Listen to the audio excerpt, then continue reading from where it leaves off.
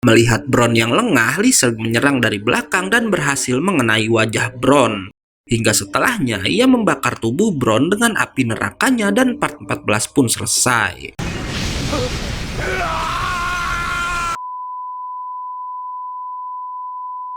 Hola amigos parantosku, Mahadamangos, balik lagi di Gayakin Movie, yang di video kali ini akan melanjutkan serial Saman Fight part 15 atau episode 48 yang belum lama ini keluar. Dimana part ini akan melanjutkan petualangan Yoh dan teman-temannya yang masih harus melewati beberapa panitia pets agar bisa menyusul Hao yang akan dilantik menjadi seorang Saman King.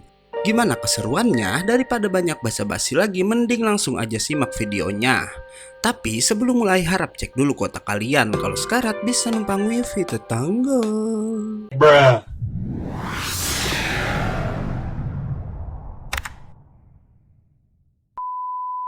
Episode 48 ini diawali oleh Lizard yang berterima kasih sebelum menghabisi Bron. Karena Bron udah ikut andil membimbingnya agar Lizard bisa membalaskan dendam kedua orang tuanya itu pada Hao. Tapi tiba-tiba Bron malah menusuk Lizard menggunakan jaring laba-labanya. Setelah menusuk dada si Lizard, Bron pun berniat menghabisi Yoh dan yang lainnya. Dan saat itulah Maiden akhirnya keluar untuk melindungi mereka semua. Maiden langsung mengeluarkan teknik alat penyiksaannya yang bernama gulotin, yang berhasil memutuskan satu lengan si Bron. Merasa nggak cukup, Maiden kemudian mengeluarkan alat penyiksa lagi yang bernama Zugai Kotsu Tohiza Funsaiki, yang membuat si Bron nggak bisa bergerak. Walau kenyataannya Bron bisa merubah tubuhnya menjadi laba-laba, membuatnya terbebas dari teknik si Maiden. Bron langsung menyerang Maiden, namun ia kemudian ditahan oleh Lizard yang ternyata masih hidup berkat kacamata milik Marco, di mana tusukan Bron tadi tepat mengenai benda tersebut. Hingga akhirnya Lizard pun menghabisi Bron menggunakan sebuah teknik bernama Halfaya atau api kremasi. Halfaya! Iko!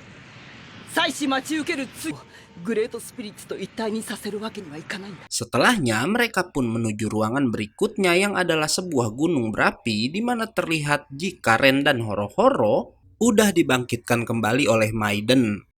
Di sana udah menunggu seorang panitia pets bernama Magna, yang kalau kalian ingat, Magna ini adalah salah satu dari dua panitia pets pengkhianat yang berpihak pada si Hao.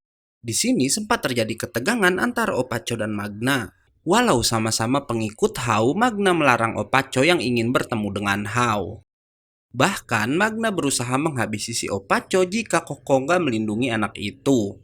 Magna lalu mengatakan sesuatu yang mengejutkan, di mana ia bilang untuk apa Choco melindungi Opacho, karena anak itu punya kekuatan yang cukup untuk melindungi dirinya sendiri. Setelah gagal menyerang Opacho, Magna berniat menghabisi Maiden agar gadis itu nggak bisa menghidupkan siapapun lagi di tim Yoh. Tapi ia lalu dikejutkan karena peti milik si Maiden ternyata kosong. Yang Ren bilang Maiden saat ini berada di tempat sebelumnya karena ia udah kehabisan mana setelah menghidupkan dirinya dan juga Horo-Horo sekaligus. Dan karena itu Ren yang kesal karena ia harus mati di tangan Bron, memutuskan melampiaskan kekesalannya itu pada si Magna, sekaligus membuktikan jika dirinya bisa mengalahkan panitia pets.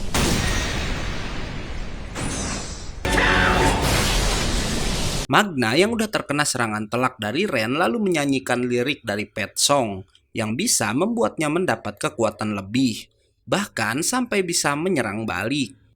Di sini kita akhirnya diperlihatkan sedikit kekuatan Opacho, di mana ia sama seperti Hao yang bisa membaca pikiran orang. Dan Opacho yang melihat Ren bertarung sampai tahu gerakan apa yang akan Ren lakukan untuk menghadapi Magna. Opacho lalu bilang jika saat ini pikiran Ren susah untuk dibaca karena anak itu sedang marah pada dirinya sendiri, yang diakibatkan Ren merasa jika dirinya masih lemah dan membutuhkan kekuatan lebih untuk menghabisi musuh. Mendengar itu, hanya Yoh yang menyadari kekuatan Opacho sama dengan Hao, sampai ia mendapat gambaran samar wujud seorang iblis yang Yoh sebut dengan nama Z. Bersamaan dengan itu, Ren pun kembali menyerang Magna. Tapi setelahnya Magda tiba-tiba menghilang dan berkata ia akan mengeluarkan jurus pamungkasnya untuk menghabisi Ren. Ia tahu-tahu muncul di belakang Ren, namun si Ren udah tahu pergerakan Magna hingga berhasil menghabisi suku Pets tersebut. Shin lalu berpindah ke daratan di mana di sana terlihat semua orang sedang menunggu Yoh dan kawan-kawan menyelesaikan tugas mereka. Bahkan ayah si Horo-Horo pun terlihat ada di sana. Semua orang terlihat sangat tenang yang padahal mereka semua sebenarnya resah dengan misi yang sedang dijalankan Yoh juga teman-temannya. Blocken bahkan sampai bilang pada ayah Yoh jika ini mungkin aja pertemuan terakhir untuk mereka semua. Mereka semua resah bukan tanpa alasan karena mereka mengetahui jika mana Yoh dan yang lainnya saat ini hanya tersisa sedikit. Yang pasti nggak akan bisa menandingi mana milik Hao. 遠く及ばないでも覇王であってもな絶望的なたとえ Di sisi lain, Maiden yang udah kehabisan mana nggak bisa berbuat apa-apa lagi dan ia bilang untuk saat ini dirinya cuma bisa mendoakan teman-temannya yang berniat mencegah Hao menjadi raja. Shin lalu berpindah pada Hao yang udah tiba di tempat atau plan terakhir yang adalah sebuah plan ruang di mana seorang suku Pets bernama Rutherford udah menunggunya. Rutherford menunggu Hao di sana untuk mengantarnya ke kuil raja tempat Great Spirit berada. Rutherford lalu bilang jika semua plan itu dulunya dibuat oleh sukumu, termasuk plan ruang yang mirip seperti sebuah luar angkasa tersebut, hingga akhirnya mereka pun tiba di depan pintu masuk menuju kuil raja. Hao pun langsung diminta masuk ke sana untuk beristirahat sampai ritualnya dimulai. Dan begitu masuk, Hao melihat sebuah kerangka kepala manusia yang ia bilang adalah raja sebelumnya. Shin berpindah lagi pada Yoh dan kawan-kawan di mana jagoan kita memberitahu semua temannya jika Opaco mewarisi kekuatan milik si Hao. Yoh sempat bingung kenapa saudara kembarnya itu meninggalkan Opaco di tim mereka yang jelas-jelas Opaco punya kekuatan membaca hati atau pikiran lawannya. Dan hal itu bisa merugikan Hao sendiri jika Opaco mengkhianatinya. Karena itu, Yoh menebak mungkin aja Hao ini sebenarnya ingin mereka semua segera menyusulnya. Gak lama, mereka pun tiba di plan danau yang dijaga oleh panitia Pets bernama Radim, yang biasanya jadi wasit di pertandingan Summon Fight.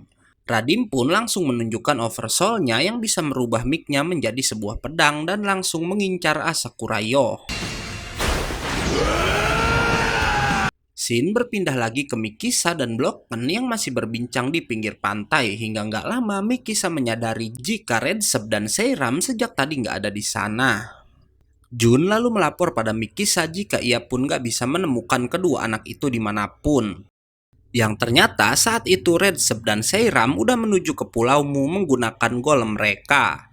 Balik lagi ke pertarungan di mana Oversoul si Radim berhasil mematahkan Byakko milik Yoh.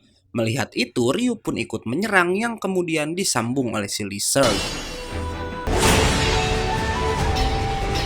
Merasa belum cukup, Yoh pun menyerang lagi bersama Koko. Walau satupun serangan mereka nggak ada yang bisa menembus Radim.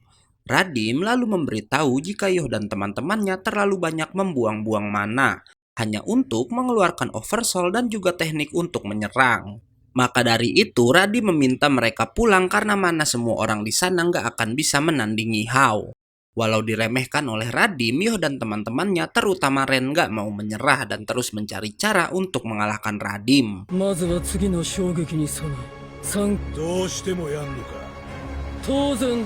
Hingga tiba-tiba panitia Pets itu pun malah menusuk si Faust dan part 15 pun selesai.